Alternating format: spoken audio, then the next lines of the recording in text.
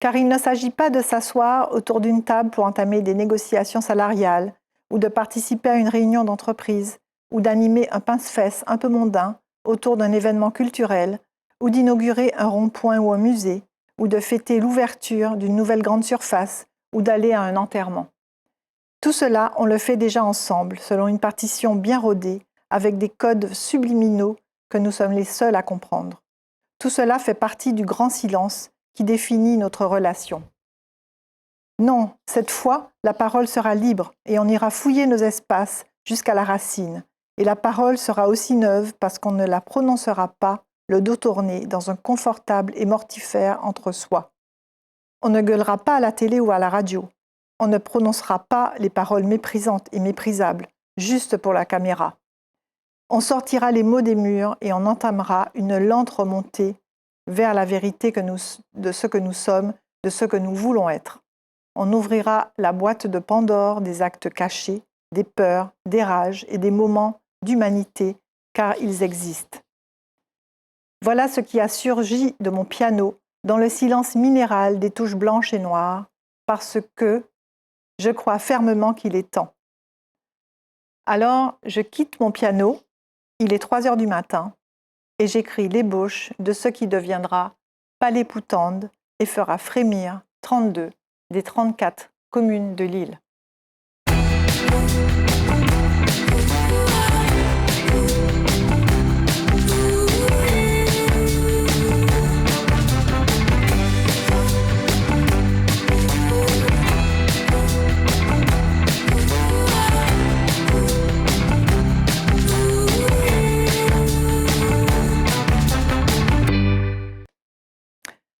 Bonjour à toutes, bonjour à tous, bienvenue dans notre nouvelle émission Au gré des pages. Aujourd'hui, nous avons le plaisir de recevoir Marie-Josée Ali. Marie-Josée, bonjour. Bonjour Claire. Alors Marie-Josée, je pense qu'on ne vous présente plus. Vous êtes connue de tous. Pas de toutes les générations, j'imagine. Ça commence à se raréfier. L'air se raréfie autour de moi. En tout cas, vous êtes connue pour vos multiples talents. Vous êtes d'abord journaliste, une journaliste engagée. Vous avez été rédactrice en chef. Vous avez dirigé une station de grande chaîne de télévision. Mais surtout, on vous connaît aussi pour vos 2 passions. Vous êtes musicienne, vous composez, vous jouez du piano, vous chantez. Vous avez à votre actif de nombreux succès musicaux. Mais vous êtes aussi écrivaine. Voilà. Et aujourd'hui, vous en êtes à votre 7e roman. 7e ouvrage. Oui, parce qu'il y a du roman, il y a des essais, il y a tout ça. Et je voudrais revenir sur ce que vous avez dit. Une journaliste engagée. Pour moi, une journaliste engagée, c'est une journaliste qui s'engage à ne jamais donner son opinion. C'est ça l'engagement du journaliste. Pour permettre aux gens de choisir par eux-mêmes en leur expliquant les choses telles qu'elles sont. Alors oui, dans ce sens-là, j'ai été une journaliste engagée. Et maintenant, avec la littérature, je choisis effectivement de parler à la première personne et de dire ce que je pense. C'est ça, vous avez la liberté de vous exprimer. Voilà. Et c'est ce qui caractérise aussi votre personnalité. On vous connaît comme une femme frondeuse, intrépide, toujours en mouvement, rien ne vous arrête. Vous avez toujours des projets. Et surtout, vous n'avez pas peur de dire ce que vous pensez. Vous êtes libre dans vos actes, dans vos paroles, dans vos gestes. C'est ce qui vous caractérise aussi. Et on peut dire que c'est ce qui illustre aussi l'ouvrage que vous allez nous présenter aujourd'hui, Palais Poutande. Oui, disons que quand j'écoutais la lecture que vous faisiez du petit passage, et je me disais, mais ma fille, tu rêves, hein. Tu es en plein délire. C'est tellement utopique, mais en même temps, sans les utopies, on ne vit pas. Et je crois que nous avons des utopies extrêmement révélatrices de ce que nous sommes, et que nous avons des utopies qui vont nous mener loin. Mais il faut qu'on sache les écouter. Alors et leur donner un peu d'espace. C'est le titre de votre livre, Palais Poutande. Oui. C'est une expression créole qui est connue, mais qui est riche de sens. Expliquez-nous un peu le signifiant de ce terme et pourquoi l'avoir choisi pour faire votre court, livre. C'est parle et puis en même temps entends ce que l'autre te dit. Parle pour que tu puisses entendre ce que l'autre te dit. Dis ce que tu penses et écoute ce que l'autre dit. Et c'est comme ça qu'on ouvre un espace dit de dialogue, mais dialogue, ça veut dire qu'on est deux, ça veut dire plutôt d'une conversation à l'échelle de notre pays. C'est ça dont je rêve. Et Palais-Poutante, c'est ça. C'était ça l'idée. L'idée, c'était un projet qui n'a pas... Alors justement, c'est non seulement le titre de votre livre, mais c'est le titre d'un projet Voilà, que vous avez... qui n'a pas pu voir le jour, en tout cas. Alors qu'est-ce qu'il était ce projet d'abord? Ce projet était tout simple, hein. J'ai réalisé qu'en 170 ans, et je le dis face à mon piano à 3 heures du matin, c'est comme une révélation. Qu'est-ce qu'il faut qu'on fasse, quoi? J'ai réalisé qu'en 170 ans, depuis la période de l'abolition de l'esclavage jusqu'à aujourd'hui, on n'a jamais eu de conversation entre descendants d'esclaves et descendants d'esclavagistes.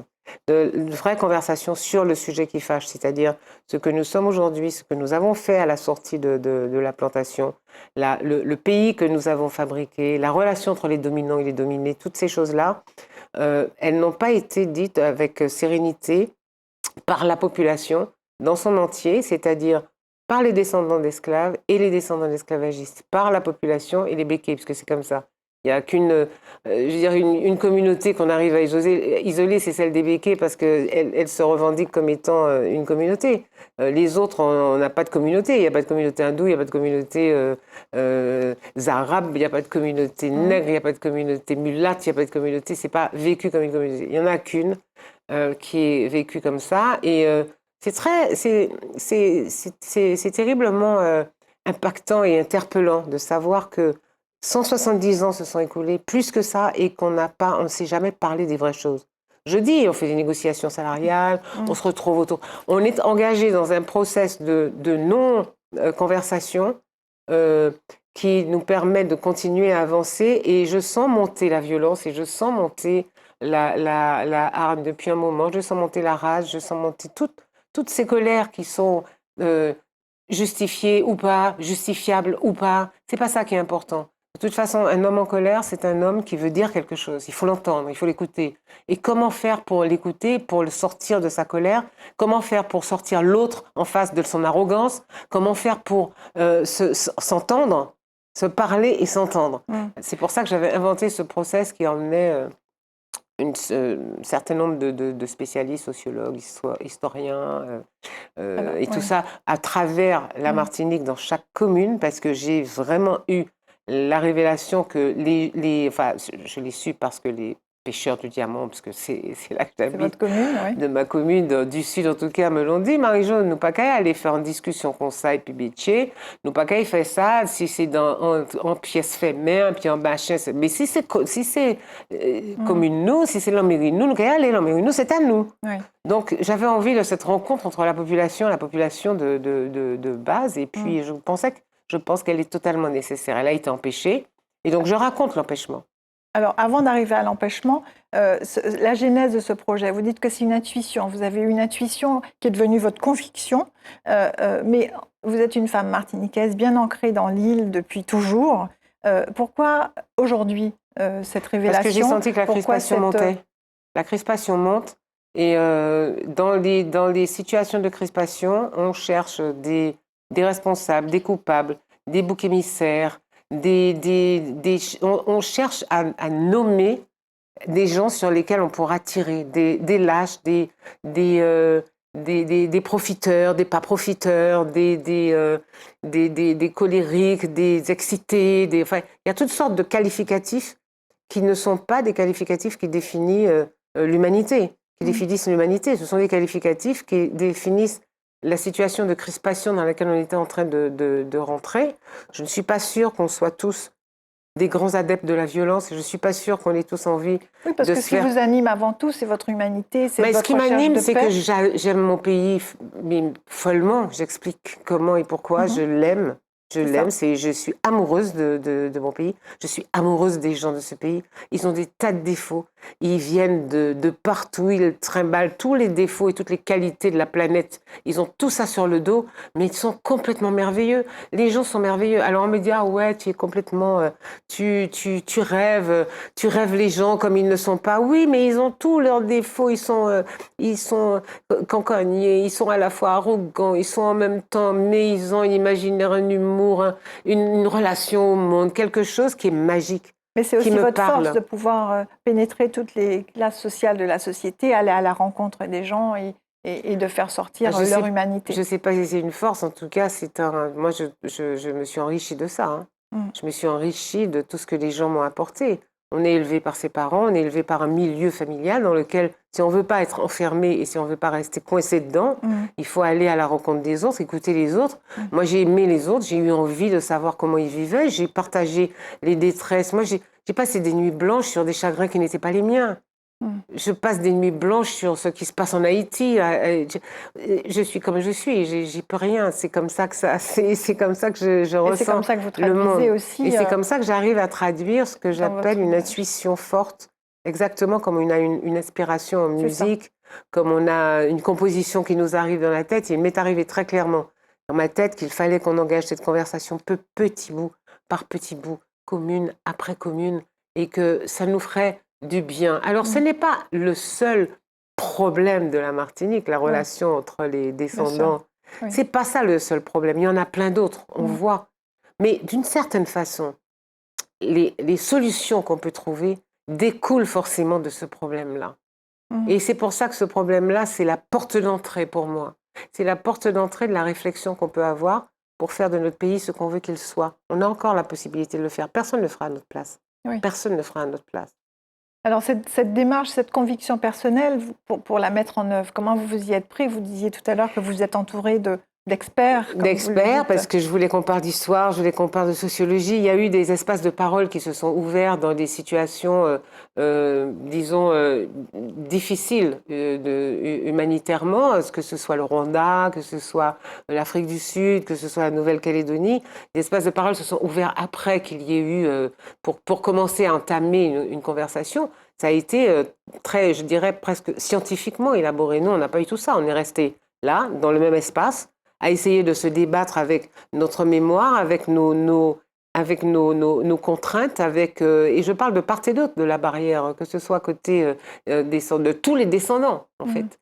Nous avons même réussi à donner une empreinte à ceux qui sont venus après cette histoire de la plantation. Que ce soit les Indiens, que ce soit les Chinois, comme on dit, les Chichines, enfin, tout ce qui fait cette population d'aujourd'hui, est soumis à la même relation qui est fondatrice de ce que nous sommes entre dominant et dominé. Alors, c'est pour sortir de cette relation dominant-dominé que j'ai eu envie, parce qu'on ne peut pas vivre comme ça. Au bout d'un moment, ceux qui se sentent dominés finissent par hurler, et puis il y a du sang sur les murs, et ceux qui sont dominants, s'ils ne se remettent jamais en question, ceux qui se sentent dominants, s'ils ne se remettent jamais en question, eh ben, ils sont enfermés dans leur arrogance et ils vont pourrir dedans. Donc, je me dis, bon, c'est un petit pays, merveilleux petit pays, mais c'est un vrai pays. Vous parlez vraiment de souffrance. Hein, je dis qu'il n'y a pas de colère et de cris aussi difficile que ça a été pour moi de recevoir des insultes et de me faire cracher à la figure. Il n'y a pas de souffrance, il n'y a pas de colère sans souffrance. Il y a derrière tout ça une vraie souffrance. Pourquoi elle est là? C'est pour ça que psychologues, sociologues, enfin, qu'on parle ensemble et qu'on essaie de mettre... Oui, que vous avez mis autour de vous pour voilà, et l'idée c'était d'aller avec des images d'ailleurs, avec des images de ce qu'a été la vie dans les plantations, ce qu'a été les images de la traite, des images de l'après, et tout ça avec toutes ces images et ces gens qui ont, disons, on dira une réalité scientifique à proposer. Je ne dis pas vérité parce que le terme de vérité, pour moi, c'est la phrase de Glissandi, il n'y a rien n'est vrai, tout est vivant, parce que c'est la réalité. La réalité, c'est qu'il y a toujours une progression, quelque chose qui bouge. Et je ne sais plus où j'en étais, mais c'est pas grave. Et c'est vrai qu'il y avait, pour moi, un moment qui devait être super important où finalement, on aurait pris des notes parce que l'université était intéressée par ce livre. C'est ça, c'était aussi marron. votre projet de voilà, pour prendre des notes sur la manière dont les gens réagissent, sur les questions qu'ils se posent, sur la manière dont ils s'abordent mutuellement. Et moi, j'ai vraiment pensé qu'il y aurait beaucoup plus de problèmes pour faire venir des descendants d'esclavagistes, enfin, on va dire les béquets. Mais faire venir les béquets pour participer pour beaucoup plus de difficultés parce que pour moi, ils savaient très bien qu'ils n'allaient pas être accueillis à bras ouverts avec des applaudissements sur tout ce qu'ils ont fait depuis des années. Donc, j'étais plus préoccupée de savoir qu'ils soient là, plutôt que de penser une seconde qu'il y aurait un arrêt définitif alors que les 32 communes avaient accepté, en me disant, d'une certaine façon, en me disant, C'est ça.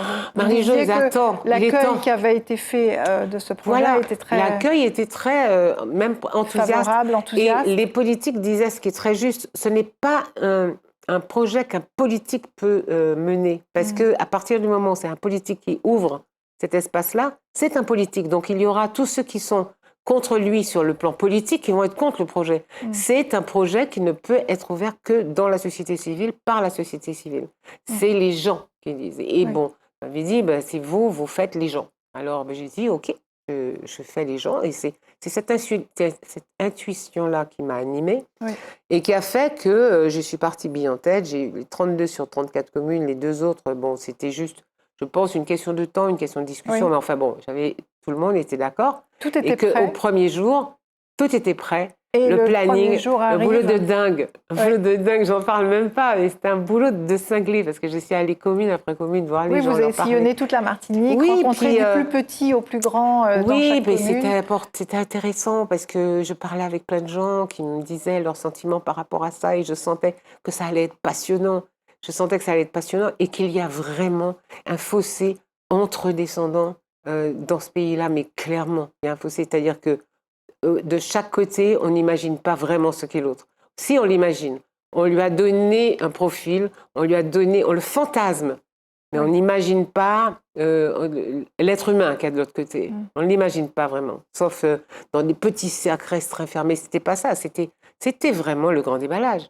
Vous aviez commencé déjà à votre niveau le dialogue, en fait. Oui, parce que je me suis rendu compte que chaque fois que j'ouvrais cette conversation avec des gens comme ça, quand j'allais dans les mairies ou que j'ouvrais cette conversation avec des gens que j'allais solliciter en leur disant « il faut que vous veniez, il faut que vous soyez là et tout », tout de suite, ça partait sur la profondeur du sujet, Alors, il y avait les sceptiques, il y avait ceux qui n'y croyaient pas, je suis allée voir, mais je raconte, je suis allée voir Garcin Malsa qui m'a dit « bon, moi, j'y crois pas, parce que je crois pas qu'on puisse parler avec les béquets aujourd'hui, donc maintenant, il faut agir. » Enfin,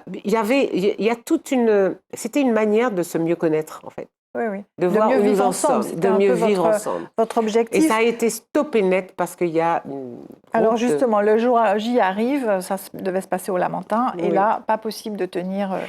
c'est-à-dire que... Oui, c'est le coup de massue, parce que oui, vous à 14 pas heures, du tout... Voilà, je ne m'y attendais pas, donc je suis allée les voir parce qu'ils étaient là et que j'ai senti vraiment... je me suis fait traiter de tous les noms, je raconte.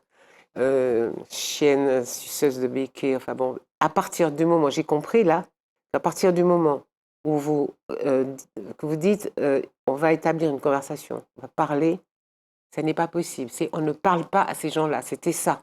L'idée, comme si le fait de leur parler était déjà une trahison, comme si le fait de leur parler entraînait forcément qu'on soit couillonné, parce que eux, ils ont... C'est-à-dire, il y avait d'une certaine façon, sans que ce soit dit, il y avait une acceptation de l'idée qu'ils étaient dominants. Et moi, je n'ai pas cette idée-là. Oui, parce que vous dites dans votre livre que chaque communauté devrait parler à part égale, mais bien sûr, sur le même pied d'égalité. Sur le même pied, et puis qu'on se dise vraiment les choses, parce que c'est toute la partie passionnelle qu'on essaie d'évacuer. C'est pas facile, c'est pas une conversation, c'est pas un truc qui va évacuer le truc, mais le fait de savoir qu'on peut le faire, ça change la couleur après des discussions. De quoi il s'agit en fait? Il s'agit de fabriquer pour notre pays un futur.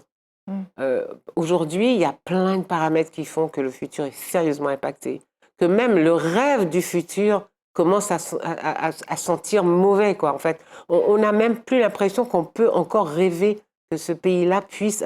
Moi, je continue à penser qu'on peut rêver que ce pays-là sera merveilleux parce que je pense que les gens, au fond, ceux que j'ai rencontrés, ceux avec lesquels je parle, qui me donnent leur je dirais presque leur amour, et à qui je donne mon amour, tous ces gens-là, je suis sûre il y a quelque chose en eux qui est porteur de futur. Quelle que soit leur origine sociale, quelle que soit leur couleur de peau, quelle que soit... Je sais que nous sommes dans une situation particulière, d'autant plus particulière que ce n'est pas la même chose en Guadeloupe. Il n'y a pas de béquet en Guadeloupe.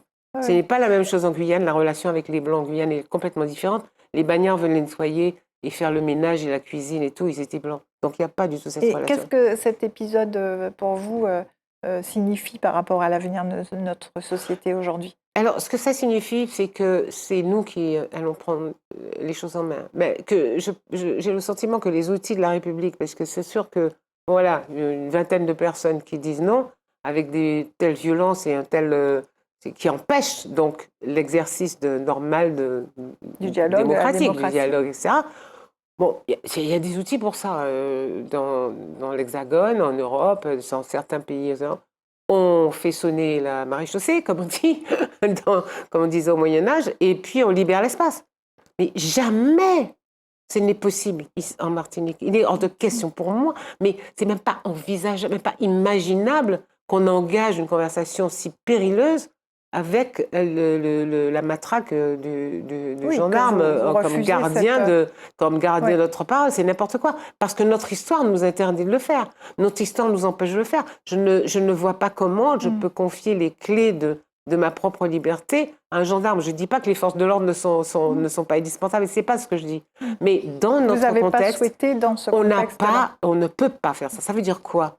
Ça veut dire qu'on ne dispose pas de tous les outils de la République. Ça veut dire quoi aussi? Ça veut dire que c'est les gens eux-mêmes. C'est les gens eux-mêmes qui doivent arrêter de fonctionner avec cette nonchalance. La grosse majorité des gens, j'ai l'impression parfois qu'ils sont à Roland-Garros et qu'ils sont en train de Ils regarder le regardent. match comme ça. Oui. On n'est pas ça. C'est pas vrai, on n'est pas ça. Vous leur Quand on demandez d'être discute aussi avec eux, acteurs. bah, il faut être acteur, il faut dire ce qu'on veut. Il faut savoir ce qu'on veut. Il ne faut pas abandonner ce pays. Il ne faut pas dire c'est impossible, je me casse. Non, il ne faut pas abandonner ce pays. Il faut être là, dire ce qu'on veut et puis prendre par la main ceux qui souffrent. On ne peut pas poser des questions de souffrance et puis ne pas avoir de réponse. Si on en est là aujourd'hui, c'est parce que les réponses ont été soit à côté, soit pas bien données, soit un peu indifférentes, parce qu'on attendait beaucoup de réponses de l'autre côté de l'Atlantique. Mais c'est pas là que sont les réponses pour nous. Elles sont pas là. Elles sont pas là. Elles sont dans nous. Elles sont dans ce qu'on choisit de faire. Alors, moi, je suis pas une politique. Je ne peux pas l'être parce que je ne suis pas disciplinée. Je refuse d'obéir tout le temps au même diktat de même parti, etc. Je ne suis pas une politique. Je suis une citoyenne.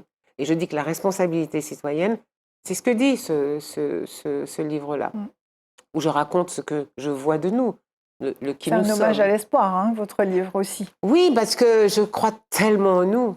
Je crois tellement en nous. Et pourtant, je regarde, je me dis, mais qu'est-ce qui se passe? Pourquoi il y a tant de violence? Pourquoi il y a 18 morts 11 morts par balle depuis le début de l'année? Pourquoi est-ce que... voilà, c'est le monde. Mais Quand on justement, regarde... c'est une violence sociétale. Les souffrances dont vous parlez, est-ce que vous pensez que elles sont exclusivement liées à nos origines, à l'histoire de l'esclavage? Non. Je dis simplement que réglons ça. Et on aura le sentiment de se construire nous-mêmes. Et à partir du moment où on commence à se construire soi-même, on commence à être en éveil par rapport à tout ce qui nous arrive autour. Est-ce qu'on était prêt pour les réseaux sociaux? Est-ce qu'on était prêt pour cette rapidité? Nous sommes des nonchalants bienveillants de la vie. Oui. Nous avançons à notre rythme. Nous avons toujours fait ça. Aujourd'hui, on ne peut plus. Avec les réseaux sociaux, il faut être rapide, c'est le tac au tac qui fonctionne. Il ne faut pas se dire ah oui mais c'est pas non, ce n'est pas vrai que ce n'est pas intéressant. C'est l'avenir, c'est le présent et c'est l'avenir. Ça veut dire qu'il faut être quand même au taquet. Il ne faut pas laisser les réseaux sociaux envahir de fake news comme un tsunami tout ce pays. Ce pays mérite mieux que ça. Les gens méritent mieux que ça. C'est de ça dont je parle dans ce livre. Je dis que là, il faut qu'on sorte de ce qui fait que nous sommes nous aussi. Hein. Oui. Nous avons une certaine nonchalance qui n'est pas de l'indifférence ou parce que nous sommes... Non, c'est pas ça du tout. C'est une manière de prendre de la distance par rapport aux événements parce que c'est vrai que les événements ne nous ont jamais fait de cadeau. Alors, ailleurs dans le monde aussi. Hein. Mais ici particulièrement, franchement, quand on regarde bien, donc on prend un peu de distance. Donc on est là, mais non, les choses vont se faire, ça va s'arranger. Ce n'est pas vrai. Les choses ne vont pas se faire, ça ne va pas s'arranger. Nous faisons les choses, nous les arrangeons. C'est à nous de nous prendre en main et d'agir. Mais dans votre ouvrage, vous dites 170 ans de silence. Pourtant, il y a eu quand même des initiatives qui ont été menées pour créer un dialogue. Il y a eu le texte signé par Kassambeke martiniquais qui a reconnu l'esclavage comme crime contre l'humanité. Oui, 2 ans avant la loi Taubira, il y a eu également la création d'une association créole pour permettre la rencontre entre les communautés. Il y a eu dernièrement, il y a eu la plantation du courbaril à la Fondation Clément par Aimé Césaire. Et puis l'année dernière, il y a eu cet ouvrage Dialogue improbable dont on a beaucoup parlé, écrit entre la rencontre. Mais le sentiment que j'ai, Mais, c'est que donc ce sont quand même des initiatives ça qui ont veut dire été que faites. pour moi, ça correspond à une volonté qui existe. Il y a quelque chose d'intuitif aussi qui fait Oui. qu'il faut avancer dans cette direction-là. Seulement, c'est pas suivi.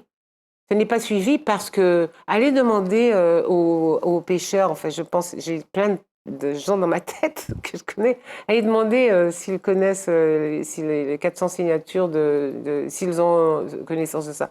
Aller leur demander, non, la rencontre et la discussion à ce niveau-là sont importantes. Tout ce qui s'est fait dans des cercles absolument, moi, franchement, je n'ai rien à dire contre ça, au contraire. Oui. Ça existe dans un certain univers, dans un certain milieu, mais ça n'est pas descendu dans la rue. Ce n'est pas vrai, ça n'est pas descendu dans la rue. D'abord, les politiques ne s'en sont pas emparés parce qu'ils ne se sont pas sentis vraiment, je dirais, interpellés par ça, parce qu'ils ont des urgences à régler au quotidien. Moi, j'ai beaucoup d'admiration pour les politiques, j'en ferai d'autant moins que je sais exactement comment ça se passe et comment c'est un espace pour prendre que des coups. Et qu'on essaie de se protéger du mieux possible et que de plus en plus, les politiques se protègent tellement qu'ils finissent par avoir un espace tellement restreint pour pouvoir circuler et faire passer leurs idées que c'est plus d'espace du tout, quoi.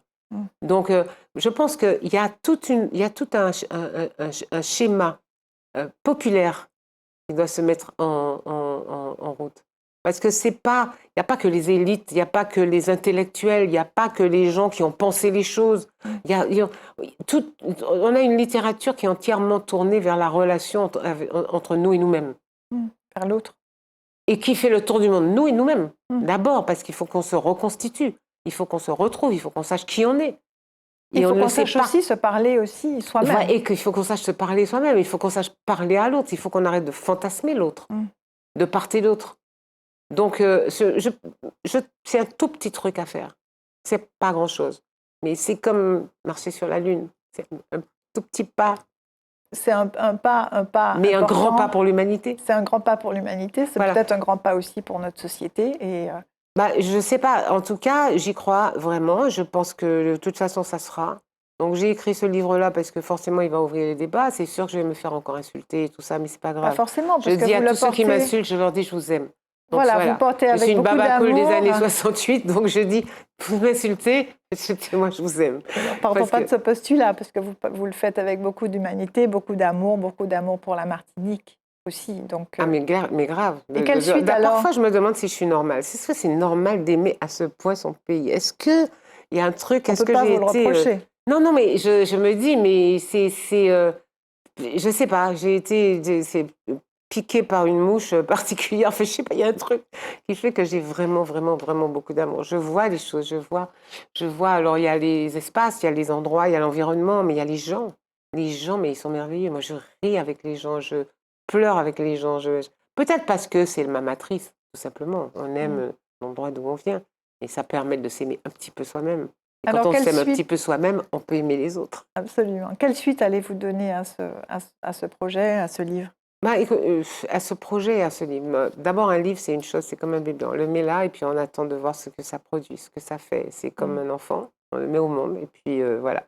J'espère qu'il y a des discussions qui vont pouvoir s'engager autour de ça. Il y a peut-être des choses qui vont se faire. Moi, j'ai très envie d'aller dans les communes avec le livre et puis d'ouvrir le débat autour de ça. Peut-être pas avec des savants, des spécialistes des questions, de faire tourner la parole et tout, mais je pense c'est une toute petite pierre que je mets dans le petit chemin que nous essayons de tracer vers le futur.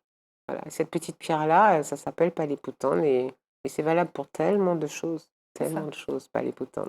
C'est l'ouverture à l'autre, l'ouverture au dialogue, la volonté de mieux vivre ensemble et animée par votre humanité et votre recherche de paix. C'est devenir grand et beau, être grand et beau, parce que finalement, quand on a la force de la parole, la force des questions, il n'y a pas de questions stupides.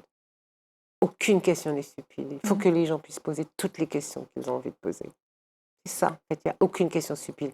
Les réponses peuvent être impactées par plein de choses, mais après, on en parle, et puis on en reparle, et puis on en reparle, et puis après, quand on aura fini d'en parler, moi, j'attends le moment où on va tourner la page. Oui. Mais pour la tourner, il faut la lire.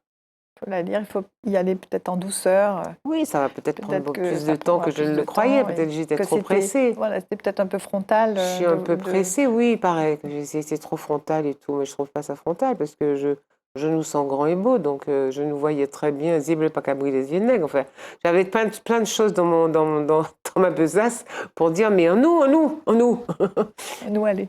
en nous, allez. Merci pour ces explications sur cet ouvrage. Mais votre ouvrage n'est pas que ça. Vous avez aussi développé plusieurs parties sur votre vision du monde, de la Martinique et de la société.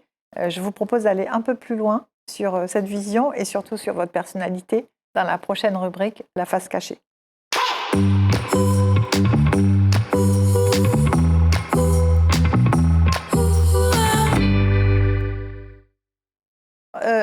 Marie-Josée, je l'ai dit en introduction, vous n'êtes pas que écrivaine, vous êtes aussi musicienne et vous êtes engagée sur plein de sujets. On vous connaît. Qu'est-ce que vous avez envie de livrer à nos téléspectateurs qu'on ne connaît pas? Qu'on ne connaît pas. Oui. J'aimerais Sur votre bien. personnalité, votre vision, votre... Non, je sais pas, je suis pas très intéressante en fait, moi. Je trouve pas. Non, en fait, moi, je pense que vraiment, euh, c'est l'heure de la femme. Je pense que c'est l'heure de la femme et qu'aujourd'hui, les femmes ont quelque chose à dire. C'est-à-dire qu'il manque leur parole. Il manque leur parole. Je parle de ce pays-là, hein. Je parle de nous, de la Martinique. Il y a beaucoup d'écrivains hommes qui ont trempé leur plume dans nos souffrances, dans nos projections, dans plein de choses. Et moi, je disais à Patrick Chamoiseau, il n'y a pas très longtemps, je disais, mais Patrick, tu sais que nous n'habitons pas la même blessure, les femmes et les hommes de ce pays. On ne descend pas de la même souffrance, hein, parce que vous n'aviez rien. Nos ancêtres hommes sur les plantations, puisque la genèse de ce que nous pouvons être et de ce que nous sommes, c'est quand même la plantation. Il ne faut pas se raconter d'histoire, c'est vrai. C'est comme ça que cette société s'est faite, s'est mélangée, etc. Vous, les hommes, vous n'aviez rien. Le ventre de votre femme n'était même pas un espace qui vous était réservé, puisque le maître pouvait. Vos enfants pouvaient être vendus à côté. Il n'y avait rien à vous. La seule chose qui était à vous, c'était quoi? C'était le truc que vous avez entre les jambes qui servait à faire d'autres esclaves et puis d'autres esclaves et puis d'autres esclaves. Donc forcément, votre souffrance et votre douleur, vous avez besoin de dignité, vous avez besoin de force, vous avez besoin d'être grande. Nous, les femmes, on portait la vie. 9 mois, que ce soit l'enfant du viol, hélas, ou que ce soit l'enfant d'une soumission pas très nette, ou l'enfant de l'amour quand on arrivait à passer au travers de tout ça et pour l'amour, je schématise beaucoup. 9 mois, c'est le temps de construire un rêve pour un enfant, de construire... On est dans la construction... Donc nous, femmes, de cette partie du monde, nous avons des choses à dire. Nous avons un regard sur le monde que vous ne pouvez pas avoir. Donc, nous, femmes, devons écrire et devons parler. Voilà, voilà ce que j'ai envie de dire, et peut-être qu'on ne le sait pas assez, à quel point je suis la femme potomitan, ça me gave un peu, parce que ça veut dire quoi? Ça veut dire qu'elle porte tout sur ses épaules, qu'elle a tout fait, qu'elle a tout porté, les enfants, les machins. Non, c'est pas tellement ça. C'est le nouvel équilibre d'une société. Le nouvel équilibre d'une société avec deux paroles complémentaires, celle de l'homme et celle de la femme. Et ici, dans ce pays-là, c'est particulièrement difficile à faire. Quel message vous avez envie de passer aux femmes particulièrement? Ah, je leur dis, mais là, les filles, et nous, c'est des femmes jock, hein. J'ai fait une chanson avec ma dernière, qui s'appelle Femme jock, justement, et qui dit ça, qui dit, on est des femmes jock, donc on avance. Là, je suis là, si tu regardes bien, je suis devant. Et puis, si tu regardes bien là où tu vas, je serai là. Et puis, si tu regardes bien dans tes rêves, je suis là. Et je parle aux hommes parce que c'était une chanson qu'on a faite pour se rapprocher des femmes battues. Et cette chanson dit t'inquiète pas, on est l'amour. Hein. Pas nous c'est leur mot, mais pas comme un point djembé. Prends pas mon corps pour un tambour.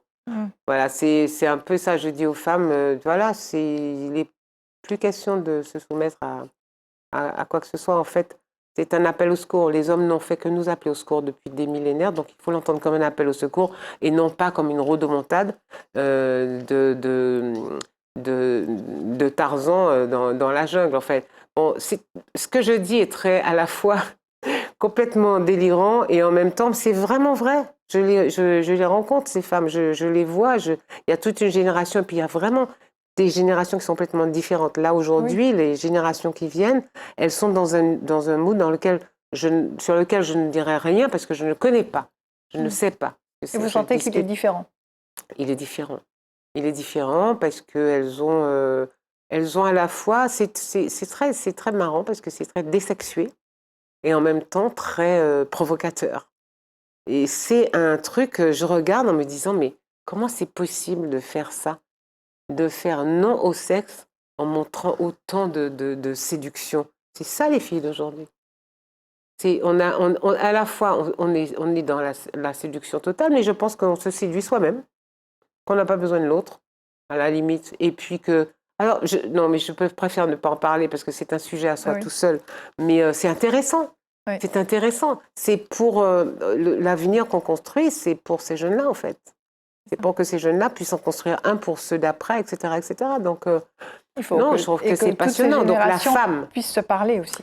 Il faut que ces générations se parlent. Et la femme, c'est un passeur de parole extrêmement important. Un passeur de parole, un passeur de pensée, un passeur de rêves, un passeur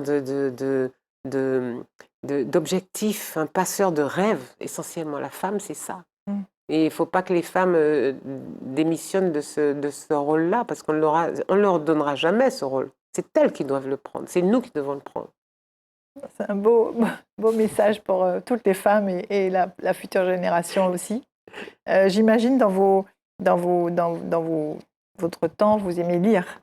Je crois que depuis que je sais lire, je ne me suis jamais couchée un soir. D'ailleurs, mes maris étaient un peu contents. Ils attendaient, si jamais ils avaient des idées différentes, sans lire.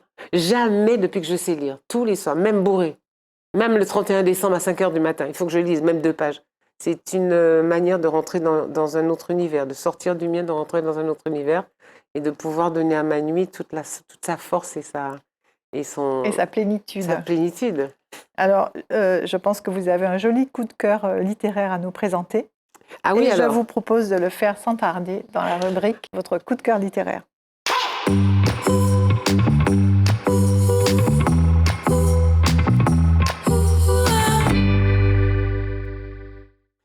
Alors, c'est un coup de cœur qui date il y a 3-4 jours, en fait. Je suis chez moi au Diamant et juste en face, il y a un espace avec un grand manguier magnifique qui commence à être éclairé et tout. Et je me rends compte que la municipalité, le service culturel est en train d'organiser quelque chose. C'est ce qu'on s'organise la couparole. La couparole, c'est un endroit où on fait à la fois du ballet, du tambour, mais aussi on dit des proverbes et puis on demande aux gens qui sont là de dire comment ils ressentent le truc, comment ils le traduisent et tout. Et puis on lit des textes. Et à cette occasion, il y a un texte qui m'a été révélé parce que Marie-Thérèse Longfou, c'est l'auteur de l'ouvrage en question. Et l'ouvrage s'appelle « Les piments doux ». Alors, elle a appelé ça des fantaisies. Alors, Marie-Thérèse Longfou, c'est quelqu'un qui est disparu. Je crois qu'elle est morte il y a une bonne vingtaine, trentaine d'années. Marie-Thérèse Longfou, elle emploie un créole, qu'on dira un créole un peu bourgeois, enfin un truc un peu... Et elle fonctionnait avec elle racontait les histoires de nous, de ce qu'on vit. Et moi, j'ai trouvé ça... Je vais vous livrer un truc que j'ai trouvé super sympa. Juste un petit bout, oui. Je vous dis. Parce que je vais vous expliquer où vous pouvez le trouver, parce que c'est pas facile. Yodi la radio récemment, qui est en vieux fond 80 ans, maillé et puis en nombre 20 ans. Les uns jadis, c'est pour l'argent, d'autres disent c'est parce que c'est enseignant. Enfin, ils ont trouvé 1000 inconvénients, et pourquoi pas l'en tout bonnement. Ça révoltant, comme un monde mal parlant. Ils ont même fait encore, ça désolant, oui, puis l'an. Ils ont jusqu'à dire que Madame Blanc était camaché à patron blanc. Ils ont démenti flagrant. Parce qu'à 80 ans, il restait tellement vaillant, il était tellement tempérament, qu'un garçon qui était les mettait en empêchement, il mettait dans l'axe rapidement, brutalement, rondement, tambour battant. C'est pas un magion-guion, hein.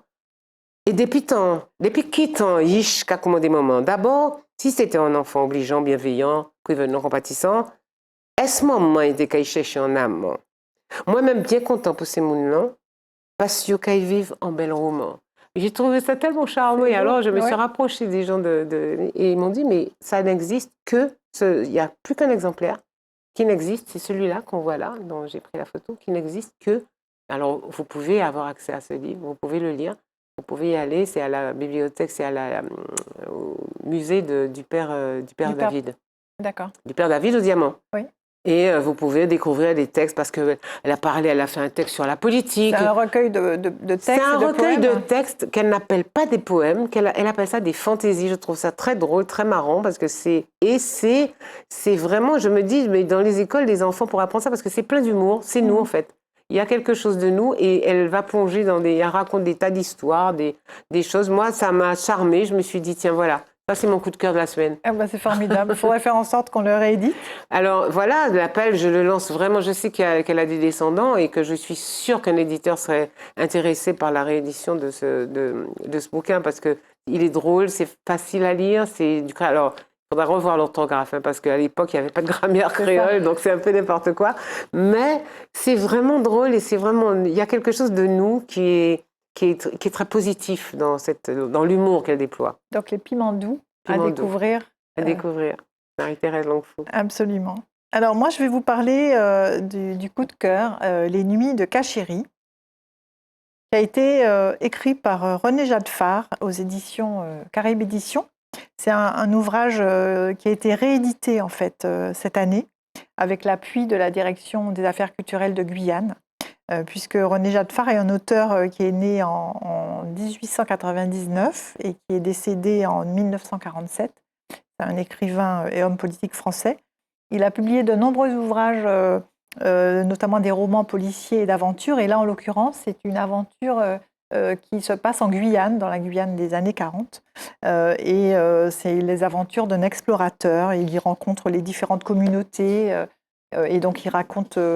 Ces aventures dans la jungle avec les animaux, avec les différentes tribus. Et c'est très intéressant parce qu'on apprend les techniques, les rites, les pratiques ethnoculturelles de toutes ces communautés. Et c'est intéressant et enrichissant. Donc voilà, c'était mon coup de cœur de cette... Je vais le lire. Voilà.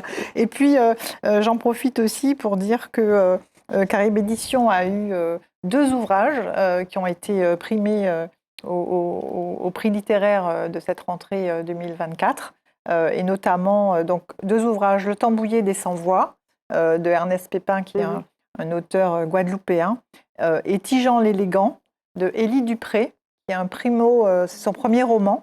Et ce qui est intéressant, c'est que c'est la première fois qu'une maison d'édition de l'outre-mer, en fait, se voit primée pour 2 ouvrages et aussi pour un ouvrage dont c'est le premier roman. Voilà, donc je trouvais que c'était intéressant. Et on les découvrira certainement dans une autre émission de Au gré des pages où on le présentera.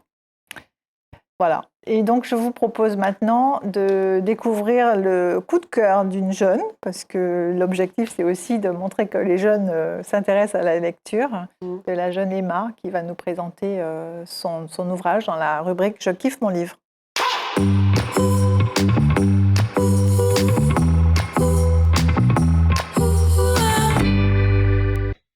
Bonjour, je m'appelle Emma, j'ai 18 ans et je vais vous présenter le roman Les Soupirs de l'ombre de Daniel Hayou.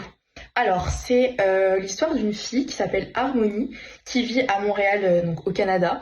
Et au début du livre, elle fait un cauchemar qui la laisse assez perplexe. Et on apprend en fait que c'est un cauchemar assez récurrent qu'elle fait depuis un moment déjà. Tout au fil du livre, on va apprendre donc pourquoi elle fait ce cauchemar. On va se pencher sur ses relations avec ses parents. Donc on voit qu'elle a une très bonne relation avec son père, alors qu'avec sa mère, elle a justement une très mauvaise relation. Ça se passe pas bien entre elles. On en apprend au fur et à mesure sur sa vie, sur ses amours. En fait, le livre, il se déroule au fur et à mesure de sa vie. À chaque fois, il y a les dates et elle grandit donc au fur et à mesure du livre. Donc on arrive à suivre sa vie de près et c'est super intéressant.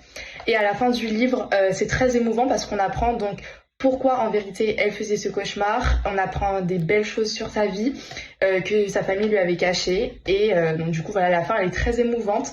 Ce livre il est très intéressant, il nous en apprend beaucoup justement sur la psychologie, sur l'enfance, l'évolution dans l'âge adulte, etc. Donc je vous conseille de le lire. Au revoir. Alors Marie-Josée, ça donne envie, hein. Quelle est ta réaction par rapport à cette jeune qui... Ah ben, ma réaction, c'est que welcome, moi je suis Je suis ravie qu'elle se donne tant de bonheur. Parce que la lecture, c'est du bonheur. Et ceux qui savent trouver ce bonheur-là, ben, je dis qu'ils ont de la chance. Moi, j'ai eu cette chance, je vis avec et je trouve ça génial. J'adore le moment où j'ouvre la première page d'un livre. J'arriverai jamais à me faire au truc numérique, hein, ça c'est sûr. Parce que j'aime l'odeur du livre, j'aime l'odeur de la page, j'aime le papier. Et quand je rentre dans l'univers comme ça, je dois avoir besoin de me déconnecter du réel. Hein. Ça doit être ça la vérité. On a tous besoin de ça. Mais j'aime vraiment, je trouve que c'est une chance d'aimer lire. Écoutez, si on arrive à faire lire plus de monde, et notamment les jeunes et pas que, on aura un bel objectif. Je pense que c'est totalement possible. Je pense que c'est totalement possible. Et pour faire le lien avec notre émission, c'est une passerelle sur le dialogue aussi. C'est une passerelle sur le dialogue, parce que plus on en apprend, plus on apprend des mots des autres, plus on s'enrichit et plus on s'ouvre la tête au monde et plus on a envie de tendre le bras. Mais il faut savoir être debout dans ses propres bottes pour pouvoir tendre le bras, sans quand on n'est pas en équilibre. Donc, nous mettez comme nous debout dans botte-nous. Très bien. Merci Marie-Josée. Merci Claire. Cette émission s'achève. Nous avons passé un très agréable moment de partage où vous nous avez livré votre vision, vos émotions, vos ambitions. Et j'espère qu'on l'aura aussi partagé avec nos téléspectateurs. Très bien. Écoutez, merci beaucoup. Vous pourrez retrouver cette émission sur les réseaux sociaux. Et je vous dis à très bientôt dans une nouvelle émission Au gré des pages pour de nouvelles très belles découvertes de nouveaux auteurs et de nouveaux ouvrages. À bientôt.